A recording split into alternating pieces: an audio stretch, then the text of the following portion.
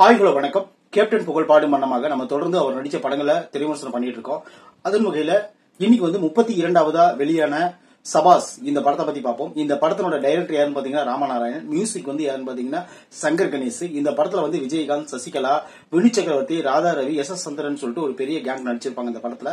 இந்த படத்தோட ஸ்டோரி பத்தி பாக்குறதுக்கு முன்னாடி நம்ம சேனலை சப்ஸ்கிரைப் பண்ணி வச்சுக்கோங்க. அப்பதான் நான் போடுற வீடியோ உங்களுக்கு கிடைக்கும். இந்த படத்தோட ஸ்டோரி என்னன்னு பாத்தீங்கன்னா ஒரு பெரிய கிராமம். அந்த கிராமத்துல ஒரு பண்ணையார் இருப்பாரு. ஒரு பண்ணையாருக்கு ஒரு தம்பி இருப்பாங்க. ரெண்டு பேருமே ட்வின்ஸ். அதாவது ராதா ரவி அண்ணனும் தம்பி ரெண்டு பேர் இருப்பாங்க. அண்ணன் நல்ல பண்ணையாரு, தம்பி கெட்டவர். அவர் பெண்களை கற்பழிக்கிறதா அவரோட ஒரே தொழிலா வச்சிருப்பாரு. அதனால அண்ணனை கொண்டுட்டு அந்த இடத்துக்கு அதே மாதிரி வேஷம் போட்டுக்கிட்டு தம்பி அண்ணனா நடிப்பார். அந்த ஊர்ல அவருக்கு எடுபடியா எஸ்.எஸ். சந்திரன் இருப்பாரு. இந்த உண்மையை தெரிஞ்சுக்கிட்ட ஒருத்தர் அவர் கொலை செய்ய வருவாரு. அவர் இவரு அண்ணன் கொண்டுட்டாருன்னு சொல்லிட்டு தம்பியான ராதா ரவி வேஷம் போட்டுட்டு அண்ணன் மாதிரி அந்த கொலையாளியை பிடிச்சி ஜெயில ஒப்படைச்சு அவர் தண்டனை வாங்கி கொடுத்துருவாரு. இது ஒரு கதையா இருக்கும் ஒரு இடத்துல. அடுத்ததா பாத்தீங்கன்னா பட்டணத்துல ஒரு வக்கீல் தம்பதி, அவங்களுக்கு ஒரே மகனான விஜய், அதாவது விஜயகாந்த்.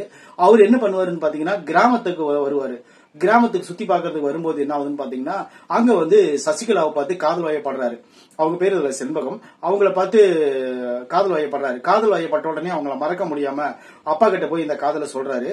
அப்பா வினு சக்கரவர்த்தி அவங்க கிட்ட சொல்றாரு. சொன்ன உடனே என்ன சொல்றாருன்னா, நம்ம போய் கிராமத்துல தங்கி அந்த பொண்ணை எனக்கு கல்யாணம் பண்ணி வைன்னு சொல்றாரு.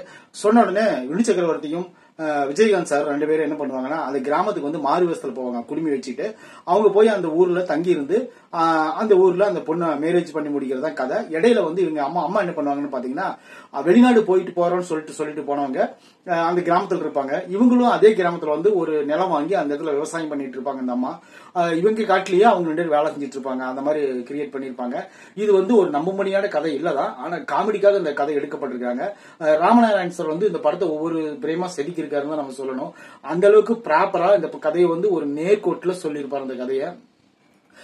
அப்போ ஒரு என்டர்டெயின்மெண்ட் படம் என்னன்னு பாத்தீங்கன்னா ஆள் மாறாட்டம் பண்றது, இந்த மாதிரி பணத்துக்காக கொலை பண்ணிட்டு அவங்க சொத்து அபகரிக்க நினைக்கிறது, அதை ஹீரோ காப்பாத்துறது, தொடர் கொலைகள் நடந்துட்டு இருக்கும், அது ஹீரோ கண்டுபிடிக்கிறது, பழிக்கு பழி வாங்குறது, குறிப்பா ரிவெஞ்ச் எடுக்கிற படங்கள் தான் அதிகமா வரும்.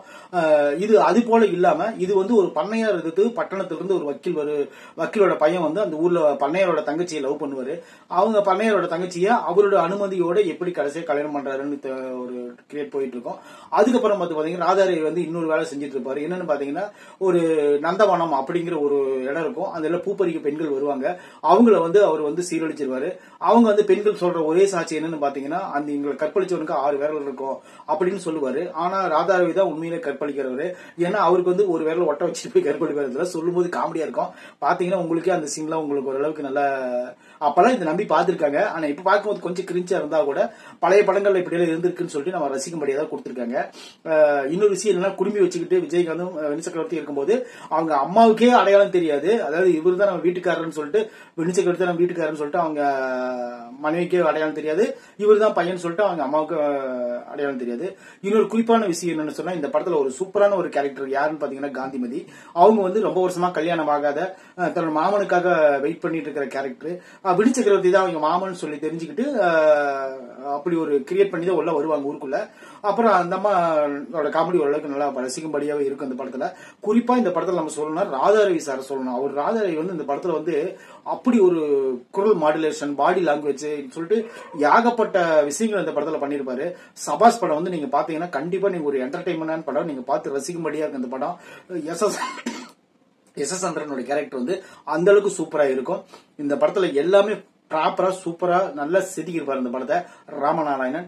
இந்த படத்தை நீங்க பாக்கணும்னு நினைச்சீங்கன்னா கண்டிப்பா நீங்க பாருங்க. உங்களுக்கு நல்ல என்டர்டைன்மெண்டான படம். கேப்டன் படங்கள்ல ஒரு 100 நாளுக்கு மேல ஓடி 150 நாள் பக்கமா நெருக்கி ஓடின படம் தான் சபாஸ் படம்.